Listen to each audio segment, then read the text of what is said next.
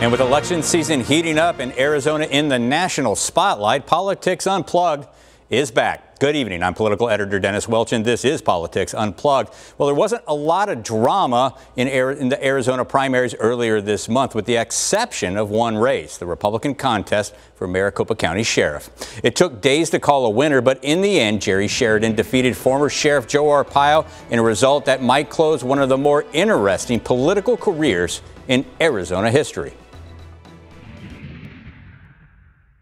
You always keep your title, okay?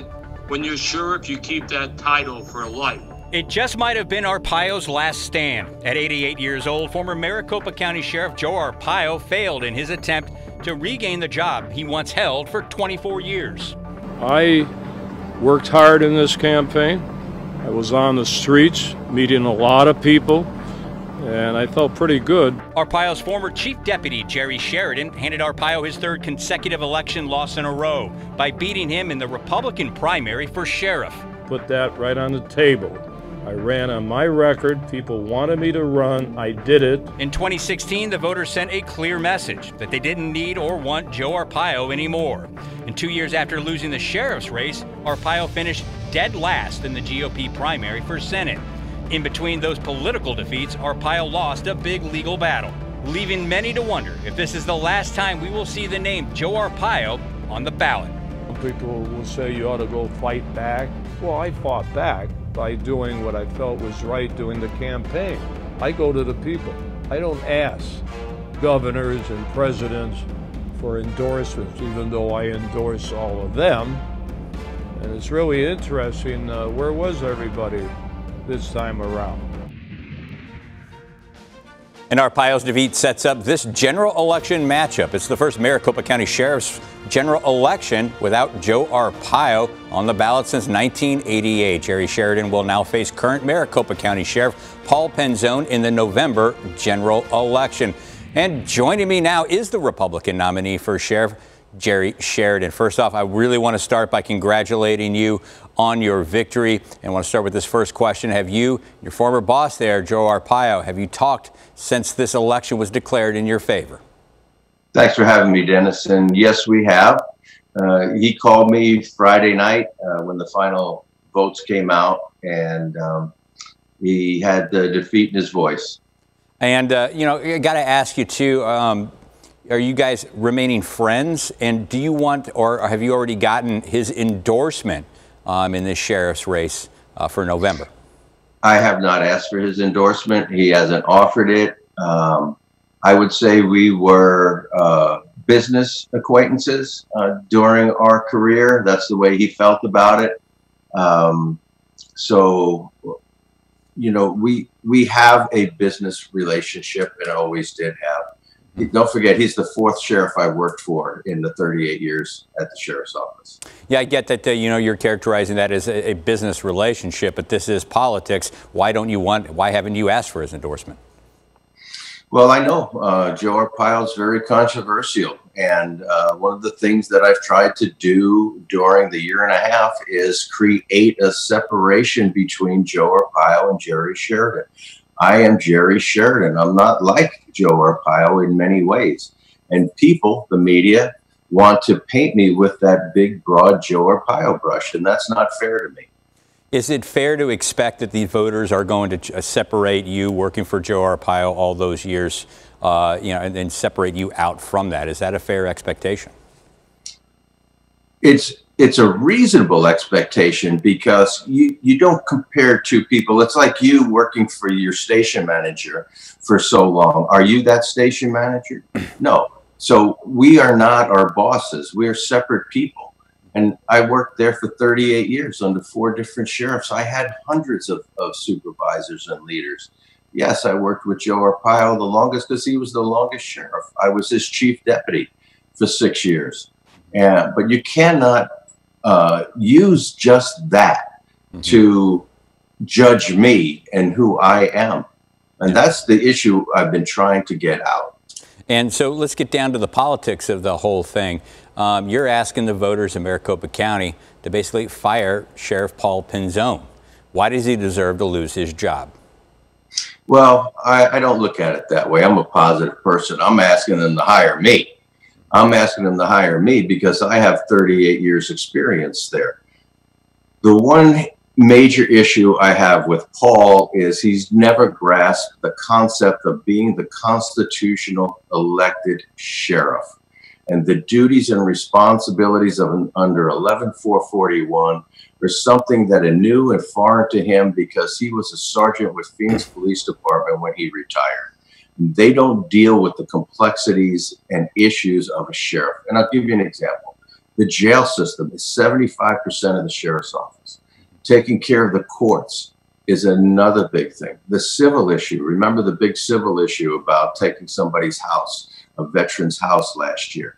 You know, all these issues are something that when you grow up in the sheriff's office, like I did since I was 18 until I left in 2016, you're used to dealing with those things because it's part of the culture. And Paul's just not used to that. Well, you know, I got to bring up at that point, if he says he doesn't grasp the constitutional aspect of being the sheriff, I mean, under the administration you worked in prior, I mean, there was, you know, the civil contempt of court findings, the ignoring of federal judges' orders. You were all part of that. How can you sit there and tell the voters, like, look, my opponent doesn't grasp the constitutional aspects of all this when, you know, a federal judge found that you weren't following his orders? Okay. Well, I cannot answer this question in 30 seconds, a minute that you're going to give me. But I can tell you I was never a party to the Melendrez case. I was not involved in that until that case was 6 years long. It started when I was the chief over the jail system. And the first time Arpaio sent me to court and wanted me involved in that case, it was 2013. It started in 2007. So I can't defend myself in this short period of time. I'd be more than happy to come on and do a full 2-hour show to tell you the real story. But time doesn't permit that. All right, well, fair enough. And we know that from your campaign platform, what you've been campaigning for, you've been wanting to bring back certain aspects of Arpaio, you know, the old tent city. You've wanted to bring back and beef up the posse out there. So I want to give you an opportunity here at the end. What's Jerry Sheridan's big idea? What does he want to do if the voters hire him for this job in November? Okay. I have 6 major issues that I need to deal with. And I want to deal with them immediately. Number one is morale at the sheriff's office, all-time low. 144 deputies short. That means people are not being served on the streets and detectives are not investigating crimes. Restore the posse is a big issue. The major force multiplier for those deputies out in the street. Human sex trafficking is a major issue in Maricopa County. This current sheriff is doing nothing about it. I want to disrupt and dismantle the drug cartels. Drugs are flooding into Maricopa County since I left because, again, Paul's doing nothing about it. I want to help keep our kids safe in school, and I have an out-of-the-box plan to do that. And number 6 is I want to make animal cruelty a major issue and crime, once again, that the sheriff's office focuses on. Yeah, and unfortunately, we don't have an infinite amount of time. We're going to have to wrap this interview up here. I want to thank you very much for joining us. Once again, congratulate you on your victory. Good luck on that campaign moving forward. Thank you very much, Jerry Sheridan, the Republican nominee for Maricopa County Sheriff. Thank you, Dennis. I want to say we've been given a heads up for Tuesday in Yuma. We haven't received any details, but earlier this week, we had the vice president in town for 2 rather large events. And the race for the White House is swinging through Arizona again, with President Trump coming to Yuma on Tuesday, a week after Vice President Mike Pence talked to crowds in Tucson and Mesa, trying to create momentum in a state seen as a must-win in November. Pence's visit on the same day, it comes on the same day that Joe Biden made it official, picking California Senator Kamala Harris as his running mate. In fact, on the flight out to Mesa, Pence, along with the rest of the country, found out that Biden had tapped Senator Harris to be his running mate and welcomed her to the race and looked forward to debating her in October in neighboring Utah. So my message to the Democrat candidate for vice president, congratulations. I'll see you in Salt Lake City. A confident-sounding Vice President Mike Pence in Mesa.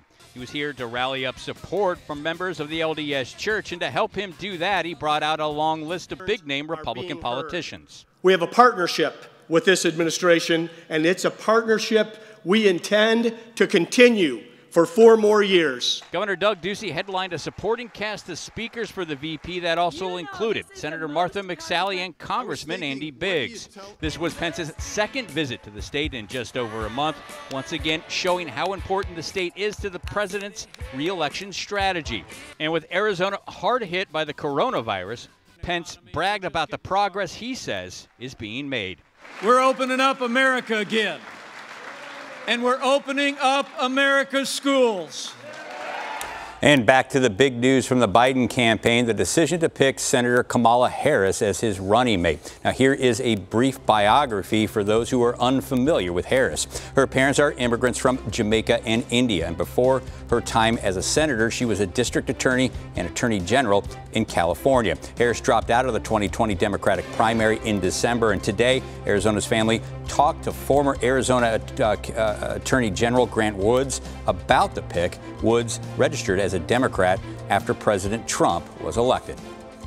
I think a Pence-Harris debate will probably be a really bad night for Pence. She's very good, and you know, Pence is basically he likes to talk in platitudes and everything's great, and pretty much 100% of the time, Donald Trump's the greatest thing that ever happened. That's not going to cut it with Kamala Harris sitting there. She's going to want to talk facts. If people misrepresent things, if they lie about things, she's going to call them out. And she's going to do it very deliberately and factually, without emotion. But she can expose these guys. And Arizona in the national spotlight. We're bringing in political consultants on both sides on how 2 races could answer the question, is our state turning blue? That's next on Politics Unplugged.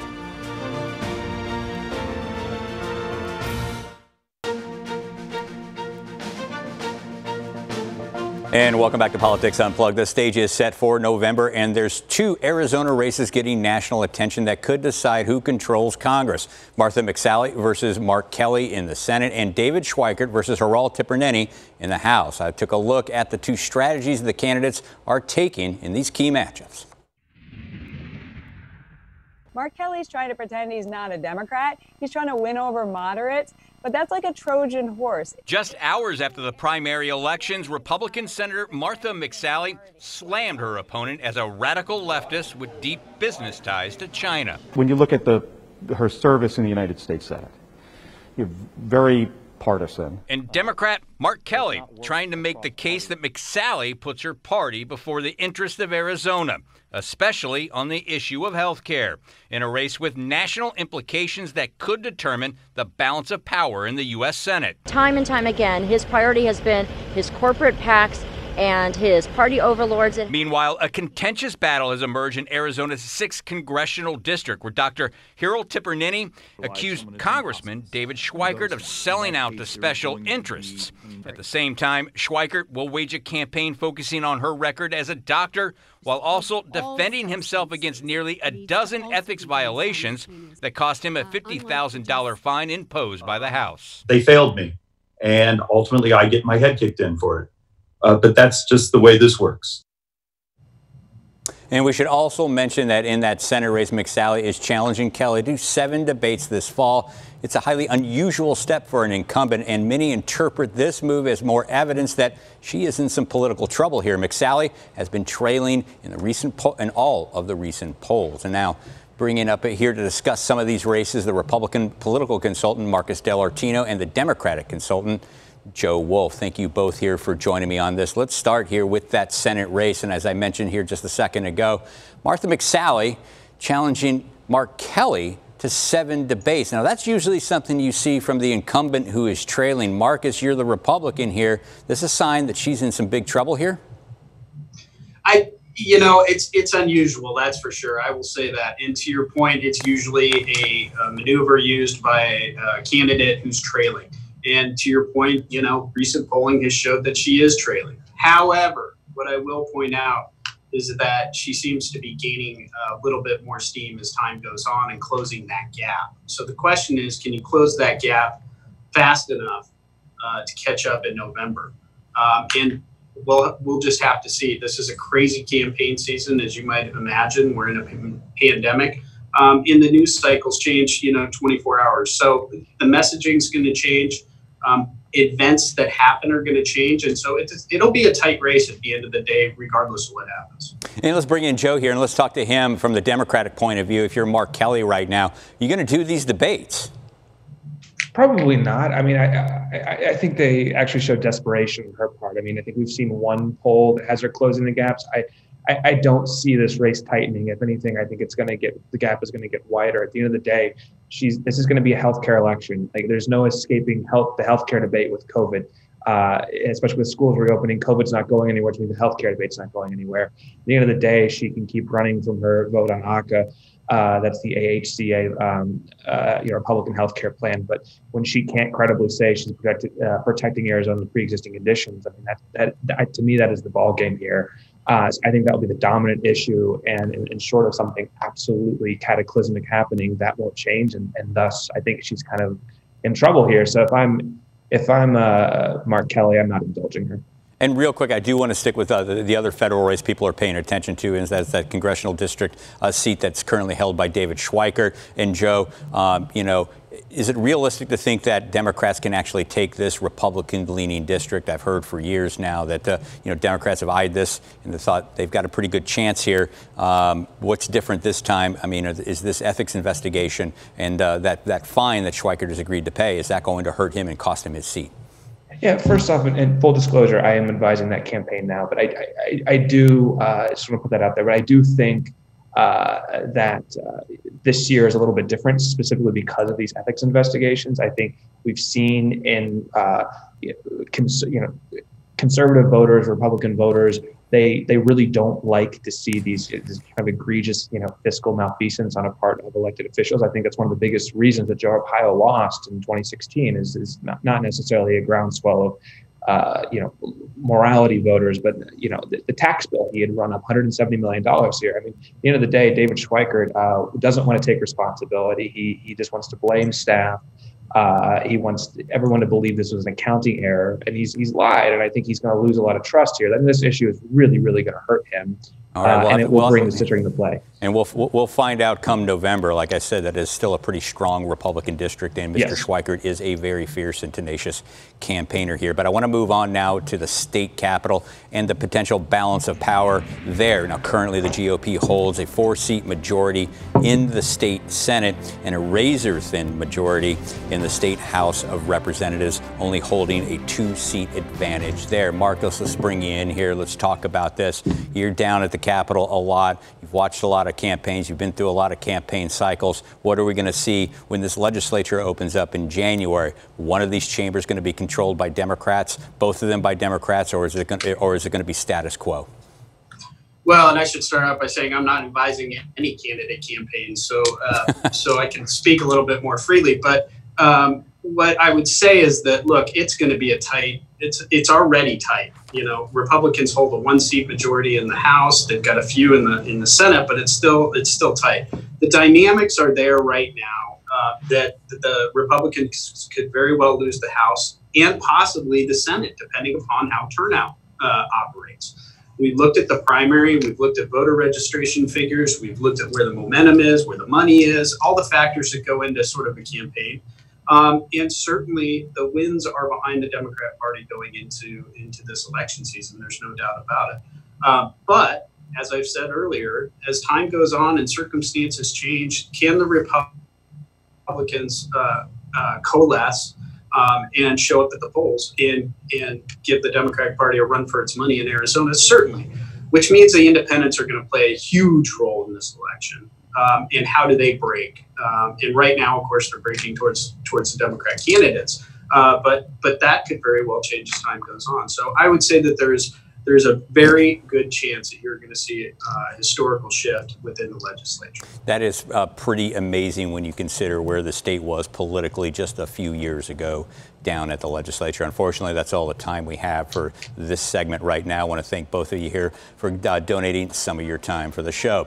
Now, coming up next, mail-in voting in 2020. Depending on who you talk to, it's a hot topic, and we're bringing in a fresh panel to discuss how President Trump and Governor Ducey have far different takes going into November.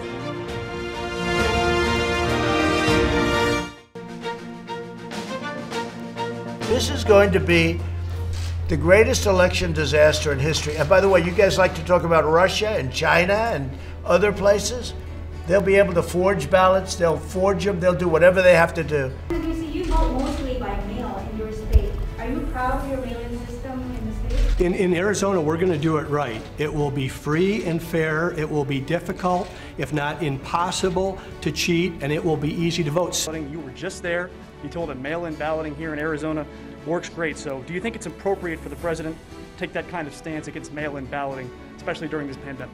Well, my focus is on the state of Arizona. And Arizona is, if not the pioneer, a model of excellence for mail-in balloting.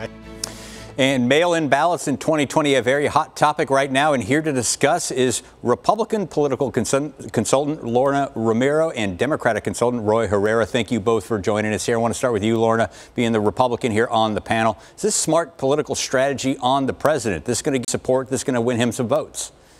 I don't think it's a smart political strategy, especially in a state like Arizona, where we've had mail-in ballots for a very long time, and it's been successful here. It might be successful for President Trump in other states where they don't have mail-in balloting as prominent here in Arizona. But I think it's unfortunate that the president's taking the stance of preventing another option for access to, participating in this cycle. We're in the year 2020. I always joke that I should be able to vote off of my phone. So a mail-in ballot isn't really a new technological advance. And I really appreciate Governor Ducey making the comments that Arizona's been doing this for a long time and has been doing it well. And so maybe we can become a model for the rest of the nation in states where they haven't adopted policies like we have. Yeah, and just to be clear and remind everybody that cases of voter fraud in terms of mail-in balloting or any voting right now, extremely rare, almost non-existent here in the state of Arizona. Now I want to move on to you, Roy. We just saw here on Friday, we saw that Secretary of State Katie Hobbs has filed a letter asking Attorney General Mark Brnovich to investigate whether Trump has violated any state campaign laws here by delaying ballots. You think Secretary Hobbs has a point here, and you think Brnovich should be investigating that? I think she does. I think she, through this letter, is shedding light on something that's really disturbing. That the president is calling into question and making it more difficult for people to vote by mail, which is really disturbing in the current environment where we have COVID. And vote by mail is the safest and most secure way to vote right now. And so I'm hoping that the Attorney General will take this seriously and look into whether there's been any violations or whether there may be violations going forward if what we're seeing in news reports about the Postal Service, if those things happen and to make things more difficult, I hope they look at it. All right. And Lorna, you got about 10 seconds here. You think Brnovich will look into this? Do you think he should look into this? I do think he will look into it, and I agree that he should. Mail-in ballots have been an important part of Arizona's election system for a long time, and he's going to want to make sure that people are confident come November that the system is going to work accurately. So I think he should, and he will. All right. Thank you very much for joining us. That is all the time we have tonight, but be sure to join us next week for more Politics Unplugged. Good night.